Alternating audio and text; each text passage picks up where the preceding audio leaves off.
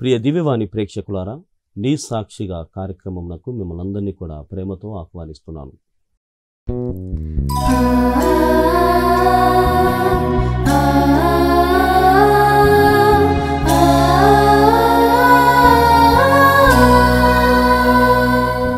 జీవితంలో ప్రభువైనటువంటి దేవుడు, నీవు నా సేవ చేయాలి, నీవు నా తోడుగా ఉండాలి, మరి ముఖ్యంగా నా ప్రజలను, నా బిడ్డలను నీవు ముందుండి నడిపించాలి అని పిలుస్తూ ఉన్నాడు. కానీ నా తోడుగా ఉండాలి, నాతో ఉండాలి అని చెప్పినటువంటి దేవుడే కొన్ని మార్లు మనల్ని విస్మరించినట్లుగా, మనల్ని తృణీకరించినటువంటి విధముగా మన జీవితాల్లో మనం అనుభవిస్తాం. దేవుడు లేనటువంటి లోటు, ఎడబాటుని మనము స్వీయముగా అనుభవిస్తూ ఉన్నాం. ఆ క్షణాలలో మనము పడినటువంటి బాధ వర్ణనాతీతం. ఆ పరిస్థితులలో ఎవరికి చెప్పినా మన పరిస్థితులని అర్థం చేసుకోరు, మనకు చేయూతను ఇవ్వరు.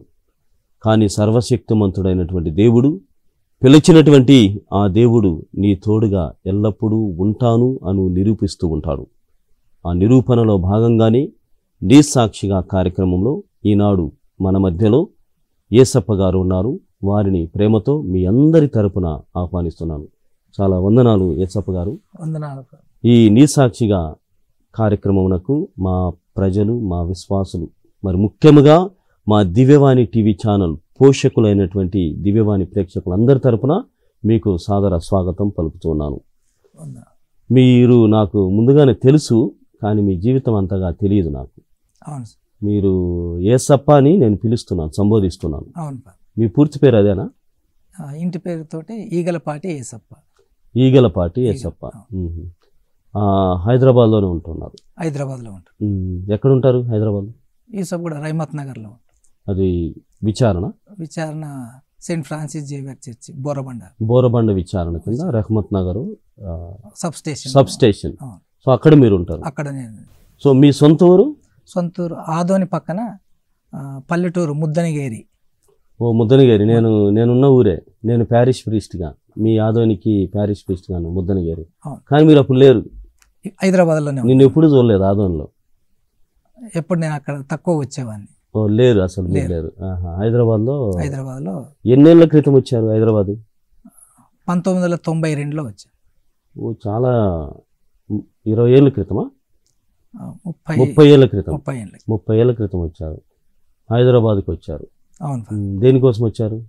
ఇక్కడ పని చేసుకొని ఇక్కడే ఉందామని చెప్పేసి ఫస్ట్ పని గురించి వచ్చాను. ఆ తర్వాత అట్లాగే ఇక్కడ సెటిల్ అయిపోయాను. ఇక్కడే సెటిల్ అయిపోయారు. ఏ పని చేద్దామని వచ్చారు? Printing press. ఓ ప్రింటింగ్ లో మీకు అనుభవం ఉంది? ట్రైనింగ్ చేశాను. ఎక్కడ చేశారు? కర్నూలులో డాన్ బోస్కో టెక్నికల్ స్కూల్. ఐటీఐలో చేశాను. ఏంది ప్రింటింగ్ ప్రెస్? ప్రింటింగ్ ప్రెస్ చేశాను. ఓహో. సో అది దాన్ని పట్టుకొని హైదరాబాద్కి వచ్చాను. అప్పటికి వివాహమైందా? వివాహం అయింది. ఓ భార్యతోనే వచ్చాను. ఫస్ట్ నేను ఒక్కడనే వచ్చాను. ఒక్కడొచ్చారు. ఒక్కడిని వచ్చి 1 నెల తర్వాత మా భార్యను తీసుకొని వచ్చాను. అప్పటికే పెళ్ళి అయింది, ఇక్కడికి తీసుకొచ్చేసి. అప్పుడు పిల్లలు లేరు. అప్పుడు పిల్లలు లేరు. ఇప్పుడు ఎంతమంది పిల్లలు? 2 పిల్లలు. సో ప్రింటింగ్ ప్రెస్ లో పని చేస్తూ ఉండేటువంటి వాళ్ళు. సో డాన్ బోస్కోలో చదవడం ద్వారా ఆ ప్రింటింగ్ ప్రెస్ నుంచి ఇక్కడ ఉపాధి కోసం ఇక్కడికి వచ్చాను. ఉపాధి కోసం. ఇప్పుడు అదే పని? ఇప్పుడు ప్రింటింగ్ తర్వాత క్యాటగిస్ట్గా పనిచేస్తున్నాను. ఎక్కడ? ఇది రహమత్ నగర్ చర్చిలో. ఏమేం చేస్తారు క్యాటగిస్ట్గా అక్కడ? క్యాటగిస్ట్గా అంటే నాకు తెలుసు ఏం చేస్తారని, కానీ సిటీలో వేరేగా ఉంటుంది. ఏం చేస్తారు? మాకు రోజు దివ్యబలి పూజ ఉంటుంది. అక్కడ 3 కాలు జపంతో మొదలవుతుంది. పూజ అయ్యేంత వరకు పూజలోనే ఉంటాం. పూజలోనే ఇంకా అక్కడే అన్ని చూస్తూ ఉంటారు. అన్ని పూజలన్నీ. సో మీ జీవితం చాలా నాకు కొద్దిగా తెలుసు, ఎక్కువ తెలియదు. మీరు ఎక్కువ శాతము చాలా కష్టపడి హైదరాబాద్లో సెటిల్ అయ్యారు. ఎన్నేళ్ళు ఇప్పటికి? 32 ఏళ్ళు. 32 ఏళ్ళు హైదరాబాద్కి వచ్చి 32 ఏళ్ళ నుంచి ఇక్కడే. ఇక్కడే. సో ప్రింటింగ్ ప్రెస్ మరియు ఇది Catechist గా. సాక్రిస్టీ క్యాటగిస్ట్. క్యాటగిస్ట్గా పనిచేస్తాను. సో సాక్రిస్టీ క్యాటగిస్ట్ అన్నప్పుడు చాలా సవాళ్ళు ఉంటాయి. ఫాదర్ కంటే కూడా ఎక్కువ తిట్టించుకునేది మీరే. అవును ఫాదర్. భయంకరంగా తిట్టేటువంటి వాళ్ళు కూడా ఉంటారు. వచ్చి మమ్మల్ని ఎందుకంటే మిమ్మల్ని అడుగుతారు కదా, మమ్మల్ని అడుగుతారు ఏమేమని చెప్తారో. ఫాదర్ ఎక్కడున్నారు, లేకపోతే పూజ ఎప్పుడు, ఎన్నిసార్లు చెప్పినా టైమింగ్ కావాల్స్తే మర్చిపోయి అడుగుతూనే ఉంటారు. సో 32 ఏళ్ల నుంచి కూడా మీరు ఉపదేశిగానే ఉన్నారు? ఉపదేశిగానే ఫస్ట్ నుంచి. ఫస్ట్ 1 సంవత్సరం మాత్రం మామూలుగా ఉన్నాను, తర్వాత ఉపదేశిగా కంటిన్యూగా చేస్తున్నాను. ఎవరు మిమ్మల్ని ఇక్కడ ఉపదేశిగా అపాయింట్ చేశారు? మైకేల్ ఫాదర్ అని, డాన్ బోస్కో ఫాదర్. అంటే ఎట్లా పరిచయం ఆయన? నేను పాటలు పాడే దాంట్లో, సర్వీస్ చేసే దాంట్లో చూశారు. తర్వాత రీడింగ్ చదివే దాంట్లో ఈ అబ్బాయి మంచిగానే చేస్తున్నాడు, పాటలు కానీ మిగతా పనులు కానీ అన్నీ సహకరిస్తున్నారు అని చెప్పేసి, నీవు క్యాటగిస్ట్గా ఉండాలి, ఇవన్నీ పనులు చేయాలని చెప్పేసి నన్ను తీసుకున్నారు. ఇప్పుడు హైదరాబాద్ రహమత్ నగర్ డైరెక్ట్ తీసుకున్నారు. అంటే ఇక్కడ ఒక చిన్న సందేహము, మీరు వచ్చినప్పుడు ఫాదర్కి ఎట్లా పరిచయం? ఫస్ట్ ఆఫ్ ఆల్ రోజు చర్చికి పోయేవాడిని, అది ప్రతి ఆదివారం తప్పకుండా పోయేవాడిని. ఎవరు వచ్చినా రాకుండా నేను ఖచ్చితంగా పోయేవాడిని. పోయి పాటలు అక్కడ అప్పుడు బెంచీలు అవన్నీ ఉండే సరి చేసేవాడిని, పూజకి కావాల్సినవన్నీ అన్ని అరేంజ్ చేసేవాళ్ళు, అడగకుండానే అరేంజ్ చేసేవాడిని. తర్వాత అన్ని అయిపోయిన తర్వాత కూడా దగ్గరుండి అన్ని సరి చేసి లాక్ చేసి ఇచ్చేవాడిని ఫాదర్కి. సో మామూలుగా నువ్వు గుడికి వెళ్తూ ఉన్నావు? అవును, గుడికి వెళ్తున్నావు, ఫాదర్ అబ్జర్వ్ చేసి నువ్వు ఉండు బాబు, ఇట్లా సహకారిగా ఉండు అని చెప్పి మమ్మల్ని అడిగారు. అవును. సో 1 year అది. 1 year తర్వాత ఫుల్ ఫ్లెడ్జ్డ్ క్యాటగిస్ట్ గా రహమత్ నగర్ గా ఉంటున్నాం. సో మనము కొద్ది నిమిషం క్రితం మాట్లాడుతున్నాం, ఫాదర్లకు తెలుసుకోవడం విషయంలో నిన్నే ఎక్కువగా లేనిపోయిన మాటలు అంటారు అని. అవును సార్. సో అలాంటి మాటలు విన్నప్పుడు నీకు ఎలా అనిపించేది? బాధ అనిపిస్తుంది సార్. ఎందుకు ఇంత పని చేసిన తర్వాత కూడా ఇలా అంటున్నారు అని చెప్పేసి. అంటే ఇక్కడ ఇంకొకటి, నిన్ను అంటున్నారని బాధపడుతున్నావా, లేక ఫాదర్ని అంటున్నారని బాధపడుతున్నావా? నన్ను కూడా అంటున్నారు. నన్ను కూడా అంటున్నారు. ఫాదర్ నొక్కని అంటే పర్వాలేదు కదా, నన్ను కూడా అంటున్నా. అవును ఫాదర్. ఫాదర్ నొక్కని తిడితే పర్వాలేదు, పర్వాలేదు. ఎందుకంటే ఫాదర్ ఇన్ఛార్జ్ కాబట్టి ఫాదర్ని అడగాలి, మమ్మల్ని కూడా అడుగుతూ ఉంటారు. ఓకే. సో తిట్టేదేదో మీరు డైరెక్ట్గా ఫాదర్ని అనండి, మమ్మల్ని అనొద్దు, నేను ఓన్లీ పని చేసేవాడిని అనేటువంటి క్లారిటీ ఉంది నీకు. అవును ఫాదర్. సో అలాంటి విషయంలో ఇప్పుడు నేను ఫాదర్ ఎందుకు పెట్టుకున్నాడు? నాకేదైనా ఇబ్బంది వస్తే కదా నువ్వు నాకు సహకరిస్తావన్నది. నువ్వు నన్ను తిడతా అంటే ఎట్లా భరించావు? కొన్ని విషయాల వరకు చెప్తాం వాళ్ళకి, మళ్ళీ ఇంకా చాలా వాళ్ళు అడుగుతూ ఉంటారు, చాలా ఇది కాదు అది అని చెప్పేసి మమ్మల్ని ఇబ్బంది పెడతారు. ఇబ్బంది పెట్టినప్పుడు మేము ఫాదర్ని అడగండి అని చెప్పేస్తాం అట్లా. సో ఇబ్బంది పెట్టినప్పుడు ఈ అనవసరమైన ప్రశ్నలు అడిగినప్పుడు అవి మాకు తెలియవు, ఫాదర్కి తెలుసు, మీరు ఫాదర్ని అడగండి. ఆ తిట్టేదేదో కూడా ఆడికే పోయి తిట్టండి, ఫాదర్ని అడగండి, కాంటాక్ట్ చేయండి, నన్ను అయితే మీరు అనొద్దు. సో క్లారిటీ లైఫ్లో నేను చేస్తున్న చిన్న పనికి నాకు మర్యాద ఇవ్వండి అని అడిగేవాళ్ళు. సరే, ఇప్పుడు ఒక ఉపదేశిగా మీరు ఉంటున్నారు, తర్వాతకి సాక్రిస్టీ, మెయిన్లీ సాక్రిస్టీ, గుడి పనులు చేసుకుంటూ గుడిని కాపాడుకుంటూ ఉన్నావు. అయితే ఇక్కడ ఒక నేను నిజంగా అడగాలనుకునేది ఏంటంటే, ఇలా చేస్తున్నప్పుడు ఫాదర్ లేని క్షణాలు ముందే మీరు చెప్పారు, సబ్ స్టేషన్, మెయిన్ ప్యారిష్ కాదు, ఫాదర్ లేనప్పుడు మీ దగ్గరికి వచ్చి అడిగే ప్రార్థన అడుగుతా ఉంటారు. చేస్తారా? చేస్తాను. అంటే ఇప్పుడు ఫాదర్ని అడిగి చేస్తావా, లేకుంటే ఇదే అవకాశం అని తీసుకుంటా? లేదు ఫాదర్, ఫాదర్కి చెప్తాను. చెప్పిన తర్వాత వాళ్ళకి చిన్న ప్రార్థన అని అడుగుతారు. చిన్న ప్రార్థన మళ్ళీ వాళ్ళని అలాగ పంపిస్తే బాగుండదని చెప్పి బాధపడతారు, చేయమని అడుగుతూ ఉన్నారు, అప్పుడు చేసి పంపిస్తాను. సరే, మీరు అట్లా ప్రార్థన చేసినప్పుడు స్వస్థతలు లేకుంటే ఏదన్నా జరిగాయా? వాళ్ళు అనుకున్నటువంటి సిద్ధించాయా? వాళ్ళు మళ్ళీ రెండోసారి అట్లా చాలా సార్లు కూడా నా దగ్గరకు వచ్చారు. నేను ఫాదర్ అక్కడికి వెళ్ళండి ఆఫీస్ కానీ కూడా చెప్పాను, కానీ లేదు మీరు కూడా చేయండి, మాకు మంచిగానే ఉంది అని చెప్పి వాళ్ళు ప్రార్థన చేయించుకునేవాళ్ళు. అలాంటి గుర్తున్నాయా మీరు చేస్తే చిన్న వాళ్ళు లబ్ధిని పొందారు? వాళ్ళ ఇంట్లో ప్రశాంతత ఉందని చెప్పారు. ఒక విషయం చెప్తారా? ప్రశాంతత అంటే ఎప్పుడు వాళ్ళ ఇంట్లో చిన్న చిన్న గొడవలు, తర్వాత పిల్లలు, ఉదాహరణకి ఫలానా అన్నట్లు వాళ్ళు ఎప్పుడు గొడవ పడి వాళ్ళ ఇంట్లో సమాధానం ఉండేది కాదు. ఎప్పుడైతే చర్చికి వచ్చి ప్రేయర్ చేసుకొని మరి వెళ్ళిన తర్వాత వాళ్ళకి మాకు బాగుంది, మేము కూడా అప్పుడు వస్తుంటామని చెప్పి మా దగ్గరకు వచ్చేవాళ్ళు. అప్పుడు చెప్పి రమ్మని చెప్పి పంపించేవాళ్ళు, ప్రార్థనకు రమ్మని చెప్పి పంపించేవాళ్ళు. అది చేస్తారు. తర్వాత ఇంకేం చేస్తారు మీరు మామూలుగా ప్రార్థన సంబంధించి? రోజరీ జపమాల చెప్తాము చర్చిలో, రోజరీ చెప్తాము. హౌస్ విజిటింగ్ కూడా చేస్తున్నాం. ఫాదర్ లేని సమయాలలో ఫాదర్ ఎక్కువ శాతం ఫాదర్ని తీసుకెళ్తాం అక్కడి నుంచి. లేనప్పుడు మేము ఒక చర్చి పెద్దలుగా ఒక కొంతమంది కలిసి అక్కడికి పోయి అందరు కలిసి ప్రార్థన చేసి అక్కడ ఒక మరియమ్మ గారు ఒక పాట పాడి అక్కడ నుంచి వాళ్ళకి సమాధానం చెప్పి మళ్ళీ మేము తిరిగి వస్తాం. అలా చేస్తారు. సరే, చాలా సంతోషం యేసప్ప. రెండోది, పిల్లలు ఏం చేస్తున్నారు? అమ్మాయి బిఎస్సి నర్సింగ్ అయిపోయింది, ఈ సంవత్సరం అయిపోయింది. ఈ సంవత్సరం అయిపోయింది. అబ్బాయి డిగ్రీ చేస్తున్నారు, ఫైనల్ ఇయర్ ఇప్పుడు చేస్తున్నారు. తర్వాత ఏం చేయాలని అనుకుంటున్న వాళ్ళని? అమ్మాయి బయట దేశం పంపిద్దామని, విదేశాలు నర్సింగ్ కి అక్కడ కొన్ని సంవత్సరాలు జాబ్ చేయడానికి పంపిద్దామని ప్లాన్ చేస్తున్నాను. చాలా సంతోషం. పిల్లల కోసము నువ్వు నిజంగా జీవించావు.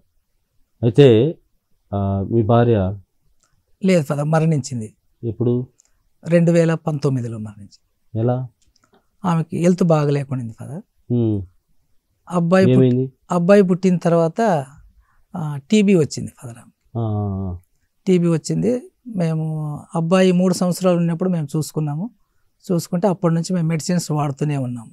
అబ్బాయికి 3 సంవత్సరాలు ఉన్నప్పటి నుంచి మందులు వాడుతూనే ఉన్నాము. హాస్పిటల్కి తీసుకెళ్తున్నాను, చాలా హాస్పిటల్కి తిరిగాను. కానీ కొన్ని సంవత్సరాల వరకు బాగుంటుంది అని చెప్పి, నయం అవుతుందని చెప్పేసి టీబీ హాస్పిటల్లో కూడా మేము మందులు వాడాము, చాలా పవర్ఫుల్ మందులు కూడా వాడాము. కానీ అది నయం అయినట్టే ఉంది, కానీ నయం కాలేదు. మళ్ళీ కొన్ని సంవత్సరాలు అట్లనే బ్రతికింది. మళ్ళీ కొన్ని సంవత్సరాల వరకు ఏ ప్రాబ్లం రాలేదు. 2 సంవత్సరాలకు ఒకసారి, 3 సంవత్సరాలకు ఒకసారి ఆమెకి బాగలేకుండా వచ్చేది. హాస్పిటల్లో అడ్మిట్ చేసేవాళ్ళం అక్కడ తీసుకెళ్ళి. మళ్ళీ ఒక 15 రోజులు అయిన తర్వాత మళ్ళీ ఇంటికి తీసుకొచ్చి మామూలుగా మంచిగానే ఉండేది. మళ్ళీ ఒక 3 years లాగా అట్లాగా వచ్చేది. అట్లా 2019లో ఆమెకు చాలా సీరియస్గా క్రిటికల్గా వచ్చింది. తీసుకెళ్ళాము హాస్పిటల్కి. వాళ్ళు కూడా చెప్పారు చాలా క్రిటికల్గా ఉంది, ఈసారి చాలా కష్టంగా ఉంది అని చెప్పి మాకు చెప్పడం జరిగింది. సరే అని చెప్పాము. మా ప్రార్థనలో కూడా పెట్టాము. నేను మా పిల్లలు చాలా ప్రార్థన చేశాము. తర్వాత 2019 డిసెంబర్ 2వ తేదీ ఉదయము ఆమె మరణించడం జరిగింది. 2వ తేదీ టీబీతో బాధపడి. అప్పుడు మీకు చాలా ఇబ్బందిగా అనిపించింది? చాలా ఇబ్బంది అనిపించింది. ముందే హైదరాబాదు. అవును ఫాదర్. అందులో పెద్ద విషయం ఇది. అవును ఫాదర్. పెద్ద జబ్బులాగా ఇబ్బందికరమైన పరిస్థితి. అవును. మరి ఎట్లా మనం మందులు కానీ అవన్నీ కూడా సరిపోయేటియా? గవర్నమెంట్ ఇచ్చేది కొన్ని మందులు, తర్వాత ప్రైవేట్ కూడా చూపించాను. ఆ గవర్నమెంట్ మందులు చాలా ఆ మందులు వేసుకోవడం వల్ల చాలా హెల్త్కి ప్రాబ్లం వచ్చేది, బలహీనంగా ఉండేది. కాబట్టి ఆ మందులు ఆమెకి చాలా పవర్ఫుల్గా ఉండేది. అవి వాడడం కన్నా ఆమె చావడమే మంచిది, ఈ బాధ భరించలేను అనేది. అందుకే మేము ప్రైవేట్ దాంట్లో తీసుకెళ్ళాము, అక్కడ చూపించాము. అక్కడ కూడా నయమైంది అని చెప్పారు, కానీ అది నయం కాలేదు. తర్వాత కొన్ని సంవత్సరాల తర్వాత లంగ్స్కి ప్రాబ్లమ్స్ వచ్చాయి. అక్కడ నుంచి 2వ దానికి లంగ్స్ ప్రాబ్లమ్స్కి వచ్చింది. ఆ లంగ్స్లో ఒక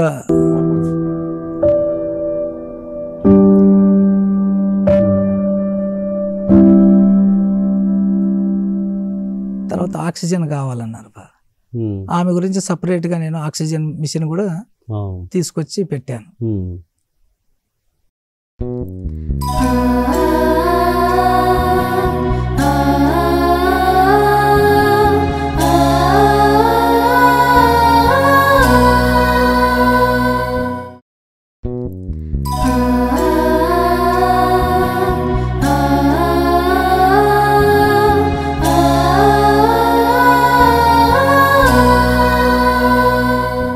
ప్రియ దివ్యవాణి ప్రేక్షకులారా, నీ సాక్షిగా కార్యక్రమంకు మిమ్మల్ని అందరినీ కూడా ప్రేమతో ఆహ్వానిస్తున్నాను.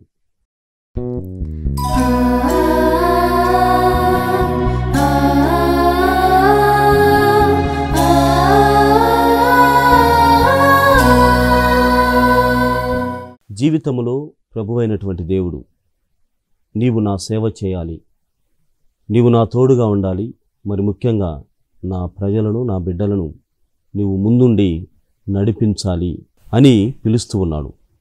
కానీ నా తోడుగా ఉండాలి, నాతో ఉండాలి అని చెప్పినటువంటి దేవుడే కొన్ని మార్లు మనల్ని విస్మరించినట్లుగా, మనల్ని తృణీకరించినటువంటి విధముగా మన జీవితాల్లో మనం అనుభవిస్తాం. దేవుడు లేనటువంటి లోటు, ఎడబాటుని మనము స్వీయముగా అనుభవిస్తూ ఉన్నాం. ఆ క్షణాలలో మనము పడినటువంటి బాధ వర్ణనాతీతం. ఆ పరిస్థితులలో ఎవరికి చెప్పినా మన పరిస్థితులని అర్థం చేసుకోరు, మనకు చేయూతను ఇవ్వరు. కానీ సర్వశక్తిమంతుడైనటువంటి దేవుడు, పిలిచినటువంటి ఆ దేవుడు నీ తోడుగా ఎల్లప్పుడూ ఉంటాను అని నిరూపిస్తూ ఉంటాడు. ఆ నిరూపణలో భాగంగానే నీ సాక్షిగా కార్యక్రమంలో ఈనాడు మన మధ్యలో యేసప్ప గారు ఉన్నారు. వారిని ప్రేమతో మీ అందరి తరపున ఆహ్వానిస్తున్నాను. చాలా వందనాలు యేసప్ప గారు. వందనాలు. ఈ నీ సాక్షిగా కార్యక్రమమునకు మా ప్రజలు, మా విశ్వాసులు, మరి ముఖ్యముగా మా దివ్యవాణి టీవీ ఛానల్ పోషకులైనటువంటి దివ్యవాణి ప్రేక్షకులందరి తరపున మీకు సాదర స్వాగతం పలుకుతున్నాను. మీరు నాకు ముందుగానే తెలుసు, కానీ మీ జీవితం అంతగా తెలియదు నాకు. మీరు యేసప్ప అని నేను పిలుస్తున్నాను, సంబోధిస్తున్నాను. మీ పూర్తి పేరు అదేనా?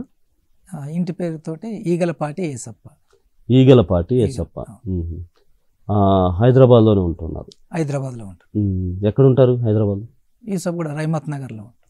అది విచారణ Saint Francis Xavier church Borabanda విచారణ కింద Rahmat Nagar sub station. So అక్కడ మీరు ఉంటారు? అక్కడ నేను. సో మీ సొంత ఊరు? సొంతూరు ఆదోని పక్కన పల్లెటూరు ముద్దనగిరి. ఓ ముద్దనగిరి. నేనున్న ఊరే. నేను ప్యారిష్ ప్రీస్ట్గా, మీ ఆదోనికి ప్యారిష్ ప్రీస్ట్గా ముద్దనగిరి. కానీ మీరు అప్పుడు లేరు హైదరాబాద్లోనే. నేను ఎప్పుడు చూడలేదు ఆదోన్లో. ఎప్పుడు నేను అక్కడ తక్కువ వచ్చేవాడిని. ఓ లేరు, అసలు మీరు లేరు. హైదరాబాద్లో ఎన్నేళ్ల క్రితం వచ్చారు హైదరాబాద్? 1992లో వచ్చాను. ఓ చాలా 20 ఏళ్ళ క్రితమా?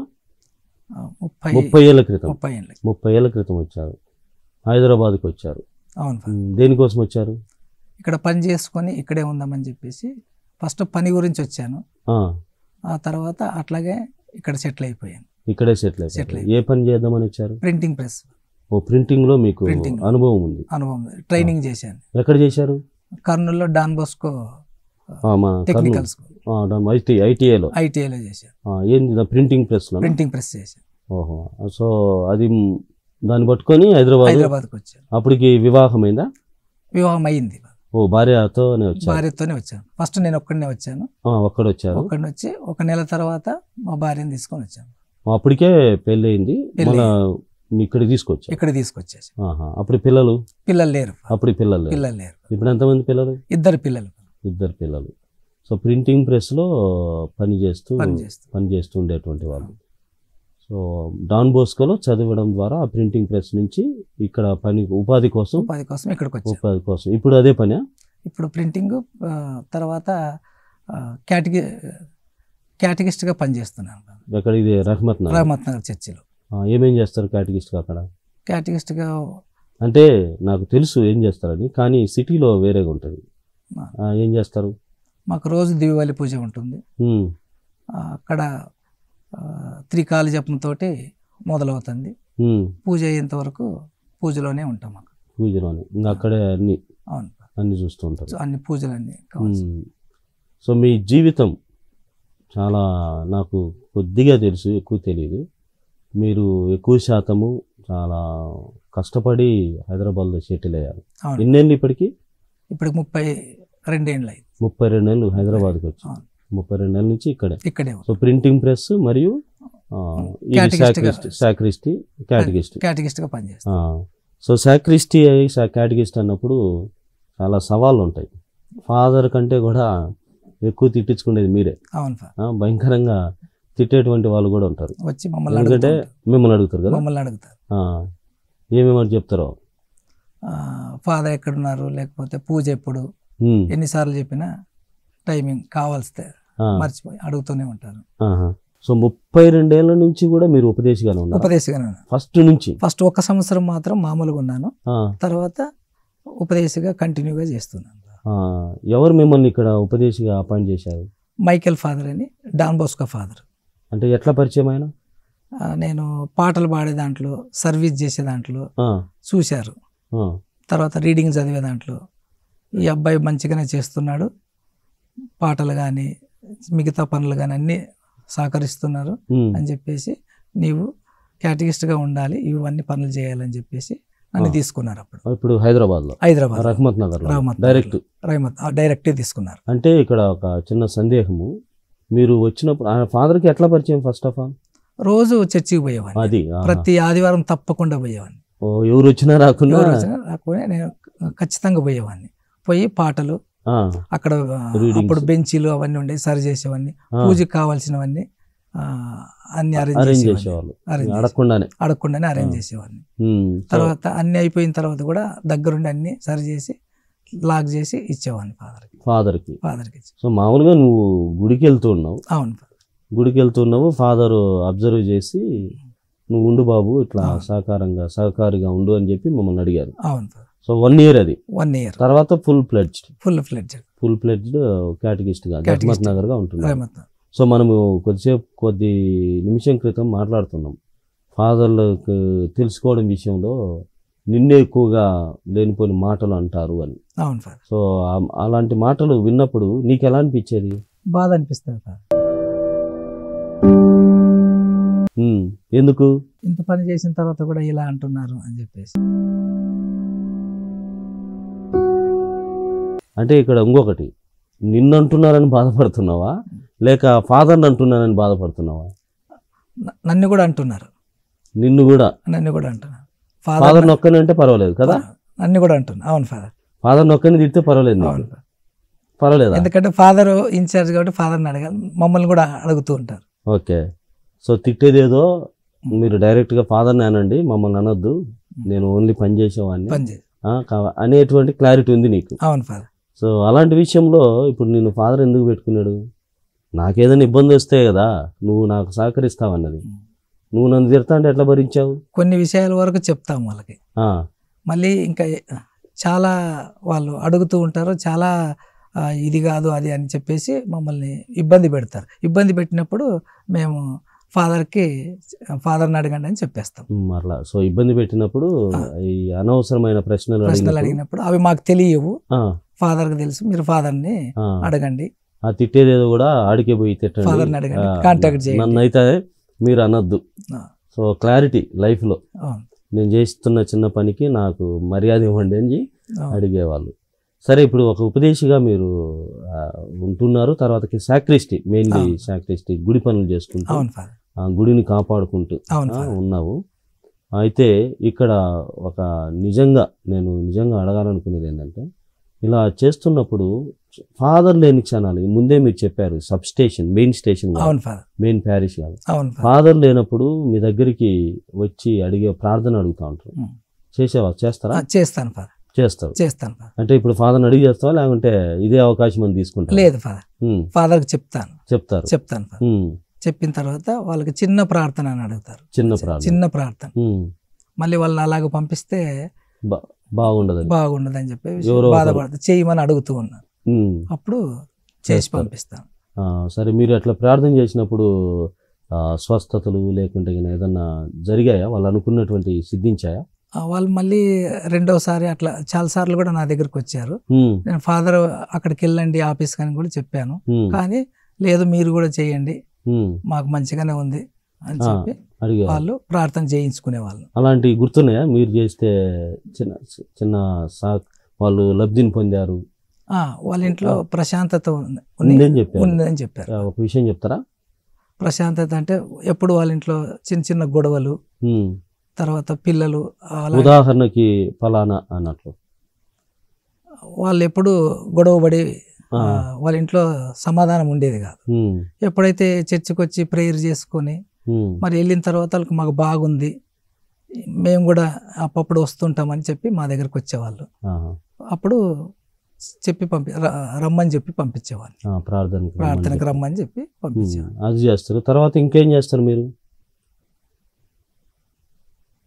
మామూలుగా ప్రార్థన సంబంధించి? రోజరీ జపమాల చెప్తాము చర్చిలో, రోజరీ చెప్తాము. హౌస్ విజిటింగ్ కూడా చేస్తున్నాం. ఫాదర్ లేని సమయాలలో ఫాదర్ ఎక్కువ శాతం ఫాదర్ని తీసుకెళ్తాం అక్కడి నుంచి. లేనప్పుడు మేము ఒక చర్చి పెద్దలుగా ఒక కొంతమంది కలిసి అక్కడికి పోయి అందరు కలిసి ప్రార్థన చేసి అక్కడ ఒక మరియమ్మ గారు ఒక పాట పాడి అక్కడ నుంచి వాళ్ళకి సమాధానం చెప్పి మళ్ళీ మేము తిరిగి వస్తాం. అలా చేస్తారు. సరే, చాలా సంతోషం యేసప్ప. రెండోది, పిల్లలు ఏం చేస్తున్నారు? అమ్మాయి బిఎస్సి నర్సింగ్ అయిపోయింది, ఈ సంవత్సరం అయిపోయింది. ఈ సంవత్సరం అయిపోయింది. అబ్బాయి డిగ్రీ చేస్తున్నారు, ఫైనల్ ఇయర్ ఇప్పుడు చేస్తున్నారు. తర్వాత ఏం చేయాలని అనుకుంటున్న వాళ్ళని? అమ్మాయి బయట దేశం పంపిద్దామని, విదేశాలు నర్సింగ్కి అక్కడ కొన్ని సంవత్సరాలు జాబ్ చేయడానికి పంపిద్దామని ప్లాన్ చేస్తున్నాను. చాలా సంతోషం. పిల్లల కోసము నువ్వు నిజంగా జీవించావు. అయితే మీ భార్య లేదు ఫాదర్, మరణించింది. ఎప్పుడు? 2019లో మరణించింది. ఎలా? ఆమెకి హెల్త్ బాగలేకుండా ఫాదర్. అబ్బాయి పుట్టిన తర్వాత టీబీ వచ్చింది ఫాదర్. టీబీ వచ్చింది. మేము అబ్బాయి 3 సంవత్సరాలు ఉన్నప్పుడు మేము చూసుకుంటే అప్పటి నుంచి మేము మెడిసిన్స్ వాడుతూనే ఉన్నాము. అబ్బాయికి 3 సంవత్సరాలు ఉన్నప్పటి నుంచి మందులు వాడుతూనే ఉన్నాము. హాస్పిటల్కి తీసుకెళ్తున్నాను, చాలా హాస్పిటల్కి తిరిగాను. కానీ కొన్ని సంవత్సరాల వరకు బాగుంటుంది అని చెప్పి, నయం అవుతుందని చెప్పేసి టీబీ హాస్పిటల్లో కూడా మేము మందులు వాడాము, చాలా పవర్ఫుల్ మందులు కూడా వాడాము. కానీ అది నయం అయినట్టే ఉంది, కానీ నయం కాలేదు. మళ్ళీ కొన్ని సంవత్సరాలు అట్లనే బ్రతికింది. మళ్ళీ కొన్ని సంవత్సరాల వరకు ఏ ప్రాబ్లం రాలేదు. 2 సంవత్సరాలకు ఒకసారి, 3 సంవత్సరాలకు ఒకసారి ఆమెకి బాగలేకుండా వచ్చేది. హాస్పిటల్లో అడ్మిట్ చేసేవాళ్ళం అక్కడ తీసుకెళ్ళి. మళ్ళీ ఒక 15 రోజులు అయిన తర్వాత మళ్ళీ ఇంటికి తీసుకొచ్చి మామూలుగా మంచిగానే ఉండేది. మళ్ళీ ఒక 3 years లాగా అట్లాగా వచ్చేది. అట్లా 2019లో ఆమెకు చాలా సీరియస్గా క్రిటికల్గా వచ్చింది. తీసుకెళ్ళాము హాస్పిటల్కి. వాళ్ళు కూడా చెప్పారు చాలా క్రిటికల్గా ఉంది, ఈసారి చాలా కష్టంగా ఉంది అని చెప్పి మాకు చెప్పడం జరిగింది. సరే అని చెప్పాము. మా ప్రార్థనలో కూడా పెట్టాము. నేను మా పిల్లలు చాలా ప్రార్థన చేశాము. తర్వాత 2019 డిసెంబర్ 2వ తేదీ ఉదయము ఆమె మరణించడం జరిగింది. 2వ తేదీ టీబీతో బాధపడి. అప్పుడు మీకు చాలా ఇబ్బందిగా అనిపించింది? చాలా ఇబ్బంది అనిపించింది. ముందే హైదరాబాదు. అవును ఫాదర్. అందులో పెద్ద విషయం ఇది. అవును ఫాదర్. పెద్ద జబ్బులాగా ఇబ్బందికరమైన పరిస్థితి. అవును. మరి ఎట్లా మనం మందులు కానీ అవన్నీ కూడా సరిపోయేటియా? గవర్నమెంట్ ఇచ్చేది కొన్ని మందులు, తర్వాత ప్రైవేట్ కూడా చూపించాను. ఆ గవర్నమెంట్ మందులు చాలా ఆ మందులు వేసుకోవడం వల్ల చాలా హెల్త్కి ప్రాబ్లం వచ్చేది. ఇంకా బలహీనంగా ఉండేది కాబట్టి ఆ మందులు ఆమెకి చాలా పవర్ఫుల్గా ఉండేది. అవి వాడడం కన్నా ఆమె చావడమే మంచిది, ఈ బాధ భరించలేను అనేది. అందుకే మేము ప్రైవేట్ దాంట్లో తీసుకెళ్ళాము, అక్కడ చూపించాము. అక్కడ కూడా నయమైంది అని చెప్పారు, కానీ అది నయం కాలేదు. తర్వాత కొన్ని సంవత్సరాల తర్వాత లంగ్స్కి ప్రాబ్లమ్స్ వచ్చాయి. మళ్ళీ అక్కడ నుంచి రెండవ దానికి లంగ్స్ ప్రాబ్లమ్స్కి వచ్చింది. ఆ లంగ్స్లో ఒక